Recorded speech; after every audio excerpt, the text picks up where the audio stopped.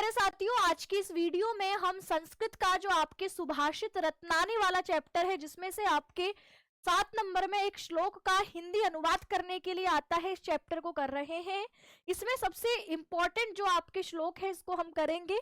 तो सबसे पहला इंपॉर्टेंट श्लोक है, भाषासु मुख्या मधुरा दिव्या गीर्वाण भारती तस्याहि मधुरम काव्यम तस्मातपि सुभाषितम।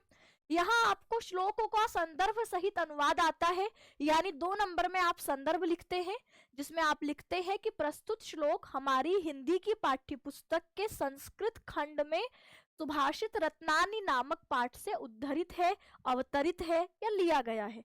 2 नंबर आपके सिर्फ संदर्भ लिखने के लिए मिल जाते हैं। हिंदी में इसका अर्थ लिख देते हैं तो आपको 5 नंबर और मिल जाते हैं और 7 नंबर पूरे, है ना। तो कितना आसान है। भाषासु यानी भाषाओं में, मुख्या यानी मुख्य, मधुरा यानी मधुर, दिव्य का अर्थ दिव्य ही होता है, गीर्वाण भारती यानी देववाणी संस्कृत। भाषाओं में मुख्य है, मधुर है, दिव्य है, देववाणी संस्कृत।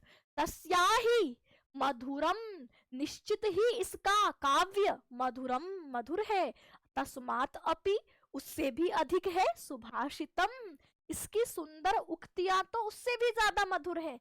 संस्कृत का काव्य निश्चित ही मधुर है, उससे भी ज्यादा सुंदर है संस्कृत की उक्तियां। तो ये पहला श्लोक आपने लिखा, इसका संदर्भ लिखा, इसका अनुवाद लिखा और ये आपके यहाँ पर 7 नंबर हो गए पक्के। दूसरा श्लोक है, सुखार्थिनः, सुख चाहने वाले को, कुतो विद्या, कहाँ विद्या, कुतो विद्यार्थिनः सुखम, कहाँ विद्यार्थी को सुख।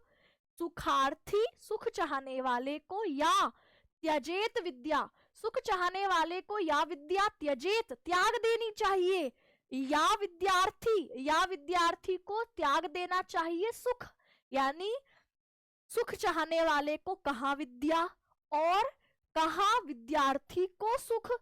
सुख चाहने वाले को त्याग देनी चाहिए विद्या, या विद्यार्थी को सुख त्याग देना चाहिए। कितना आसान है। तो 2 नंबर में संदर्भ, 5 नंबर में इसका हिंदी अर्थ लिख दिया, 7 नंबर पक्के। फिर है जल बिंदु निपातेन, जल बिंदु यानी जल की बूंद बूंद, निपातेन यानी गिरने से, जल की बूंद बूंद गिरने से, क्रमशः क्रम से, पूर्यते भर जाता है, घटः घड़ा जल की बूंद बूंद गिरने से भर जाता है, सह